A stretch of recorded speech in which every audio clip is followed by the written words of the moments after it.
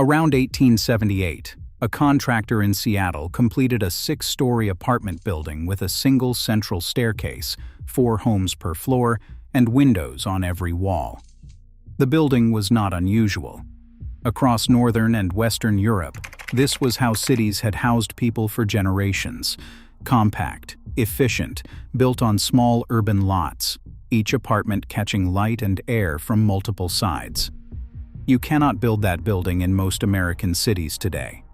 Not because the building type is unknown, not because engineers have found it unsafe. You cannot build it because a provision written into the International Building Code requires residential buildings above 3 stories to have 2 separate exit stairways. That requirement traces to a single fire in Lower Manhattan in 1860. It hardened into national policy not through any comprehensive safety analysis, but through the accumulated momentum of model codes written by specific organizations with specific institutional interests in how American buildings are designed. By the end of this video, you will know the exact code section that blocks this building type, how the organizations that maintain that code have opposed every mechanism that might change it, and why 4 American states had to pass legislation specifically to go around those organizations in 2025. The building tradition blocked by this code requirement produced housing that a 2-stair building on the same lot cannot replicate. That is not a design preference. That is a floor plate arithmetic. It is the subject of this documentary.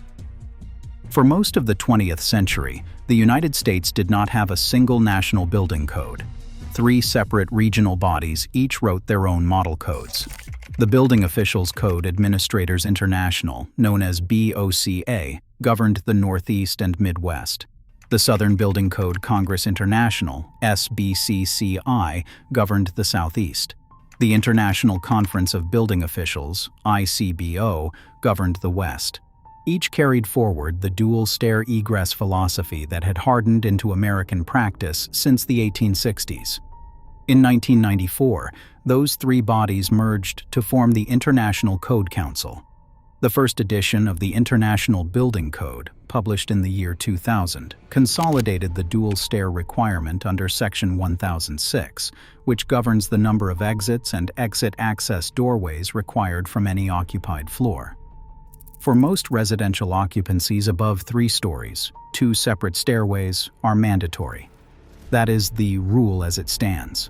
What the rule costs, and who maintains it, is the subject of this archive.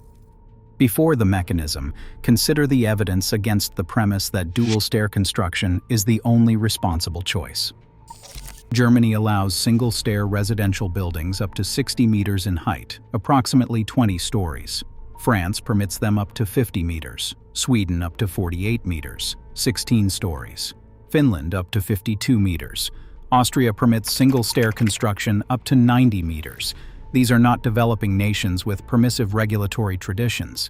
They are among the most rigorously engineered housing markets in the world. Their buildings are inspected, their fire outcomes tracked, and their architects have built millions of apartments under these codes without producing measurable evidence that the second staircase was necessary. The United Kingdom is a useful reference point precisely because it moved in the American direction after decades of single-stair tradition.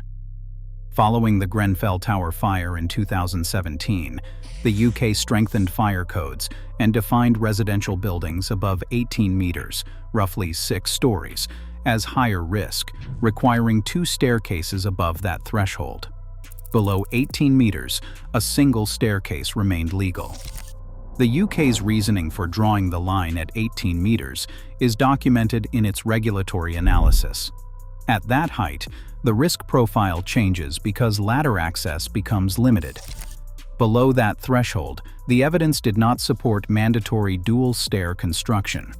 The United States draws its line at 3 stories. That is the disparity. A country that watched a high-rise tower burn in London drew the line at 18 meters. The United States, applying rules derived from an 1860 tenement fire in Lower Manhattan, draws it at 3. The data on American single-stair buildings is not ambiguous. In February 2025, The Pew Charitable Trusts and the Center for Building in North America published a study analyzing fire death rates in modern single-stairway apartment buildings of 4 to 6 stories in New York City from 2012 to 2024. Over that 12-year period, fire death rates in those buildings were no different from those in other residential buildings. The study recorded not one death in which the absence of a second exit played a role. The researchers also analyzed Seattle's data. The findings were the same. The same study found that fire deaths in newer multifamily buildings, those built after the year 2000, occur at less than 1/6 the rate of single-family homes and less than 1/6 the rate of older multifamily buildings. Modern construction standards, including sprinkler systems, self-closing doors, and fire-rated walls, are the operative safety variables. The staircase count is not. Seattle itself is the oldest and longest-running American test case. In 1973, Mayor Wes Ullman tasked the city's Building Code Advisory Board with examining how the building code could be modified to encourage in-city living and address a growing housing shortage. The board's recommendations were adopted into the 1977 Seattle Building Code. For the first time in an American city in the modern era, apartment buildings taller than 3 stories were permitted to be served by a single staircase. The city's building officials recorded their reasoning directly. There were many small lots being developed, and 2 exits took up a significant portion of the floor plate. Initially, the Seattle allowance carried no height limit. In 1985, the city capped it at 6 stories. That cap has remained in place for 40 years. The first building constructed under the new code was the Pike and Virginia building, completed in 1978 with a view of Pike Place Market, still occupied today.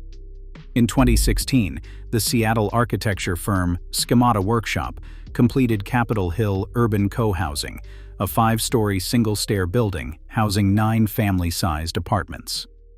Schemata Workshop principals Grace Kim and Mike Mariano, who live in the building, have stated that a second staircase would have reduced the project from 9 units to 6 and made it financially unviable as affordable housing. That is not a theoretical projection. That is the documented unit count of a specific building on a specific lot in a specific city. Who wrote the rule that made this choice, and what does it cost you every year? That is coming. And it involves specific organizations with a seat at the drafting table. The floor plate arithmetic that eliminated 3 units from Capitol Hill Urban Co-Housing is not incidental to the dual stair requirement.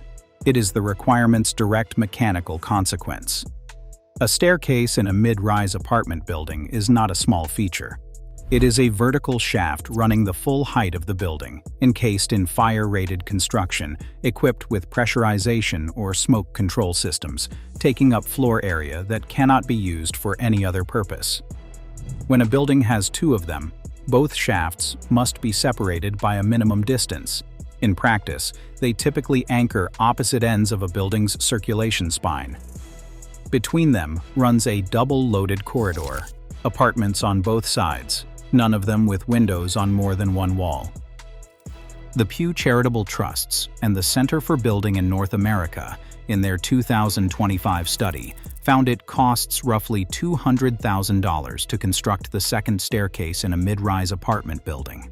In Boston, where a joint October 2024 study by Boston Indicators, the Harvard Joint Center for Housing Studies, and the architecture firm Udall examined the impact of single-stair reform on parcels of 3,000 to 5,000 square feet, the cost of the second staircase was estimated at between $200,000 and $500,000 per building, depending on height and construction type. That cost, divided across the units in the building, is a direct addition to the per-unit construction cost that flows through to rents. But the second staircase cost is not even the largest impact. The larger impact is on what gets built at all. A dual-stair building has a minimum viable footprint determined by the space required to accommodate 2 separated stairwells, plus the corridor between them and the apartments on either side. On an urban infill lot, a standard city parcel of 25 or 30 feet in width. That footprint is either impossible to achieve or requires assembling multiple adjacent parcels, multiplying land cost before a single unit is built. The Boston Indicator study found that on parcels of 3,000 to 5,000 square feet, common in dense urban neighborhoods, the dual-stair requirement effectively blocks mid-rise construction entirely. The same study estimated that legalizing single-stair construction up to 6 stories in Greater Boston could unlock upwards of 130,000 new homes on undeveloped small to mid-sized parcels within 3/4 of a mile of transit. Those are homes that current code makes impossible. They are not missing because land is unavailable. They are missing because the floor plate arithmetic of the dual-stair requirement makes the buildings that would contain them non-viable. The efficiency difference is measurable. A 2-stairwell building allocates approximately 82% of its floor area to occupied space. A single-stair building allocates approximately 92%. That 10 percentage point difference is the second staircase and the corridor it necessitates, expressed as a share of every building ever constructed under the IBC's mandate. Single-stair designs also produce a structurally different apartment. Because the single staircase sits at the center of the building rather than at its ends, apartments can wrap around it with windows on 2 or more walls. The Pew study identified this as a documented quality-of-life impact. The dual-stair mandate means most apartments built under it have windows on just one side of the building, limiting ventilation and natural light in every unit. That is the mechanism. The organization that shaped this requirement into the drafting process is the next part of the story. The International Code Council is the membership association that publishes the International Building Code. It was formed in 1994 from the merger of BOCA, SBCCI, and ICBO, and today has a membership of more than 64,000 professionals. The ICC's code development process is formally open. Any interested party may submit proposals, testify at hearings, and participate in committee deliberations. Final voting authority on code changes, however, is restricted to governmental members, the local and state code officials who adopt and enforce the code in practice. The National Fire Protection Association is a separate organization. It publishes NFPA 101, the Life Safety Code, and NFPA 13, the standard for automatic sprinkler systems, along with approximately 300 other codes and standards. The NFPA has approximately 50,000 members and reported annual revenue of approximately $70 million. Its staff participate in more than 250 codes and standards development committees, including committees that feed into both the Life Safety Code and the International Building Code. Its published standards, particularly NFPA 13 on sprinkler systems, are explicitly incorporated by reference into IBC, Chapter 9, making the standards binding wherever the IBC is adopted. The NFPA's institutional position on single-stair reform is a matter of published record. In 2024, the NFPA published its formal position. Discussions related to increasing the allowable height of an apartment building with a single exit stair need to occur in a consensus-based standards development process, and not in state and local legislatures. That position, taken at face value, appears procedural. In context, it means something more specific. The consensus-based standards development process that the NFPA is describing is the process it participates in through its 250 committee seats. The state legislatures it is discouraging are the bodies that have begun passing single-stair reform precisely because the consensus-based process, after decades, has not changed the IBC's 3-story limit. The NFPA's model code, NFPA 101, permits single-stair residential buildings up to 4 stories, 1 story more than the IBC's 3-story limit. Vermont, Georgia, and Puerto Rico have adopted NFPA 101 rather than the IBC. That the NFPA's own code permits what it has described as procedurally problematic in state legislatures is a documented inconsistency. The International Association of Firefighters is the labor union representing paid full-time firefighters in the United States and Canada. The IAFF reported revenue of approximately $71 million in 2021 and spent $650,000 on lobbying in the 2024 election cycle. In June 2024, the IAFF issued a formal joint statement signed with other fire service organizations opposing single-stair legislative proposals in the United States and Canada. IAFF General Secretary-Treasurer Frank Lima stated that the removal of a second stairway as an emergency exit is not an acceptable trade-off for additional housing. IAFF opposition is documented as a contributing factor in the stalling of single-stair legislation in California in 2025. The IAFF's position rests on the argument that a single staircase creates conflict between evacuating residents and ascending firefighters. That argument was the subject of direct examination in the Pew Charitable Trust's study. The study found no instance, in 12 years of New York City data on modern single-stair buildings, in which the absence of a second exit played a role in a fire death. The operational concern and the documented outcome are not the same. The National Fire Sprinkler Association, a trade body representing the fire sprinkler contracting industry, participates in ICC and NFPA code development processes and has a direct commercial interest in building code requirements. Its members install the sprinkler systems that the building code mandates. The U.S. fire protection system market was estimated at $25.94 billion in 2024, projected to grow at a compound annual growth rate of 3.6% through 2030. Sprinkler installation is required in mid-rise residential buildings under current code. Any code change that reduced mid-rise residential construction or that became the primary safety trade in place of additional egress would affect that market. The National Fire Sprinkler Association's staff work closely in the codes and standards development process through NFPA and the International Code Council. That is not a characterization. That is the association's own published description of its participation. The single-stair debate is therefore not a debate between safety advocates and housing advocates.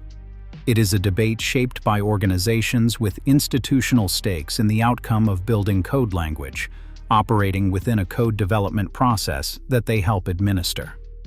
The Pew Charitable Trust's data and the Boston Indicator's data exist. The Seattle Outcomes exist. The European performance data exists. The IBC's 3-story limit has not moved in the model code. That is not an accident. That is the business model. Walk into a single-stair apartment building in Seattle today. Enter through a lobby that opens directly from the street. There is one stairwell. It is pressurized, sprinklered, enclosed in fire-rated construction. On each floor, apartments open off a small landing. Your apartment has windows on 2 walls. In the morning, light comes in from the east. Cross-ventilation works without mechanical assistance. The building fits on a lot that, under the International Building Code, could hold only a single-family house or a small duplex. Your neighbors live above and below you, not down a 60-foot corridor. That building cost its developer, according to the Pew Charitable Trust's and Center for Building in North America study, approximately $200,000 less than a code-compliant dual-stair building on the same lot would have cost, if such a building could fit on the lot at all. That cost difference flows directly into rents. It also flows into the question of whether the project proceeds. The Schemata Workshop principles in Capitol Hill recorded this precisely. The second staircase is the difference between 9 homes and 6, and between a viable affordable housing project and a non-viable one. The reform is underway. In 2025, Colorado Governor Jared Polis signed House Bill 1273, which requires municipalities of at least 100,000 people to adopt building code language, allowing 5-story single-stair apartment buildings. Montana's Senate Bill 213 legalized single-stair residential buildings, up to 6 stories, under modern fire safety standards. Texas passed legislation allowing single-stair apartment buildings up to 6 stories with floor area limits. New Hampshire enacted single-stair allowances up to 4 stories. The Center for Building in North America has filed Proposal E24 with the International Code Council for the 2027 edition of the International Building Code, seeking to move the reform into the model code itself for the first time. These are state legislatures doing what the NFPA said they should not do. They are doing it because the consensus-based process has not done it. The code that prevents this building type from existing in most American cities is maintained by organizations that are, as a matter of documented institutional record, participants in the industry the code regulates. If there is a regulation this archive has not covered, leave it in the comments. Subscribe so the next one reaches you.